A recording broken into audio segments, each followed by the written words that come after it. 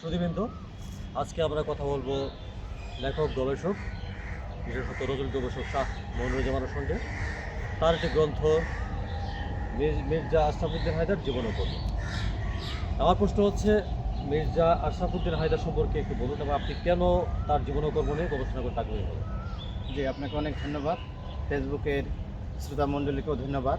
মির্জা আশরাফুদ্দিন হায়দার ছিলেন অবিভক্ত ভারতের বৃহত্তর ময়মনসিংহ জেলার জামালপুর মহকুমার বক্সিগঞ্জের নীলক্ষিয়া তার জন্ম 1905 সালে। তিনি একাধারে কবি, লেখক, সাংবাদিক এবং সমাজসেবী। তিনি দেশবন্ধু চিত্তরঞ্জন দাশের একান্ত অনুরাগী, ভক্ত এবং তার সহকর্মী ছিলেন। মির্জা আশরাফুদ্দিন হায়দার কংগ্রেস আন্দোলন, কৃষক প্রজা পার্টি আন্দোলন, স্বদেশী আন্দোলন, পাকিস্তান আন্দোলন যোগদান করে খ্যাতি অর্জন করেন। 20 শতকের 50 দশকে তার সম্পাদনায় সাপ্তাহিক তৌফিক নামে একটি পত্রিকা জামালপুর থেকে প্রকাশিত হয়। এই পত্রিকায় তিনি একাধারে মুদ্রাকর, প্রকাশক এবং সম্পাদক।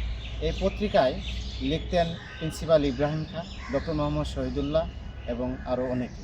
এই পত্রিকায় তৎকালীন বৃহত্তর ময়মনসিংহের যে সমাজ ব্যবস্থা এবং নানান সমস্যা তুলে ধরতেন। মির্জা আশরাফুদ্দিন হায়দার তার দুটি গ্রন্থের সন্ধান পাওয়া যায়, একটি আসামের জঙ্গলে আর একটি মায়ের ভিটা। মায়ের ভিটা একটি উপন্যাস, আসামের জঙ্গলে ভ্রমণ করে। মির্জা আশরাফুদ্দিন হায়দার 40 দশক থেকে 80 দশক পর্যন্ত অনারারি ম্যাজিস্ট্রেট ছিলেন। সেই সময়কালে তিনি এই দায়িত্ব পালনকালে ছোটোখাটো ফৌজদারি অপরাধের বিচারণী করতেন এবং তৎকালীন যে সমাজের যে এই অপরাধের যে বিচারগুলো নিরপেক্ষ প্রতিবেদন মহকুমা ম্যাজিস্ট্রেট এবং ডিস্ট্রিক্ট ম্যাজিস্ট্রেটকে দিতেন। সেই সুবাদে তখনকার যে মহকুমা যে মুন্সেফ আদালত কোনো ফৌজদারি মামলা পেতেন না। মির্জা আশরাফুদ্দিন হায়দার তার যে সমাজসেবা সীমানাহীন। তিনি জামালপুর মহকুমায় পৌরসভার ভাইস চেয়ারম্যান থাকাকালে 1961 সালে জামালপুরে প্রথম বিদ্যুৎ নিয়ে আসেন এবং টেলিফোন সংযোগ স্থাপন করেন।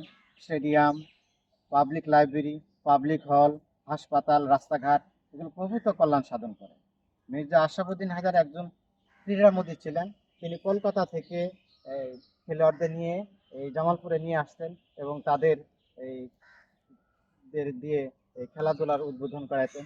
তৎকালীন সময়ে একটি খেলা এই ঢাকা শহরে হয়েছিল, যেটা এখন এই বঙ্গবন্ধু এভিনিউ, সেখানে যে স্টেডিয়াম, ঢাকা স্টেডিয়ামে তখন ওয়েলিংটন, বিখ্যাত ওয়েলিংটন দল সুদূর ইংল্যান্ড থেকে এসেছিল।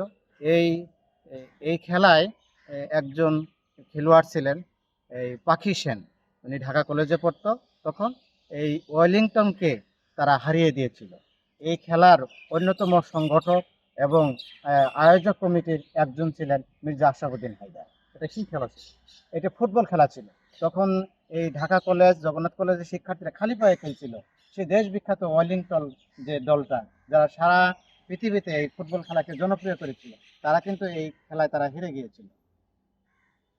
আপনার কি মনে হয় যে আপনার মির্জা আশরাফুদ্দিন হায়দার জীবন ও কর্ম বইটি প্রকাশের ফলে তরুণ প্রজন্ম তার সম্পর্কে জানতে পেরেছে বা পজিটিভ কোনো ইম্প্যাক্ট পড়েছে? এটা কি আপনার মনে হয়? জি, এই বর্তমানে যে ফেসবুক, ইউটিউবের কল্যাণে এই বইটির আংশিক আমি ফেসবুকে দিয়েছি এবং পত্রপত্রিকাও এর রিভিউ এসছে। এটা প্রথম সংস্করণ বের হয় 2022 সালে। পরবর্তীতে এই সংস্করণগুলো শেষ হয়ে গেলে আমি এটা পরিবর্ধিত সংস্করণ করি। এটি আলোকায়ন থেকে বেরিয়েছে। বইটির মূল্য 500 টাকা। এই অমর একুশে গ্রন্থমেলা 2026 পাওয়া যাচ্ছে। রকমারি থেকেও এটি সংগ্রহ করা যাচ্ছে।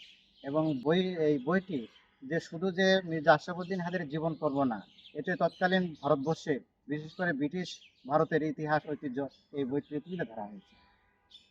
শ্রুতিবৃন্দ, শাহ মনিরুজ্জামানের একটি চমৎকার কাজ মির্জা আশরাফুদ্দিন হায়দারের জীবন ও কর্ম।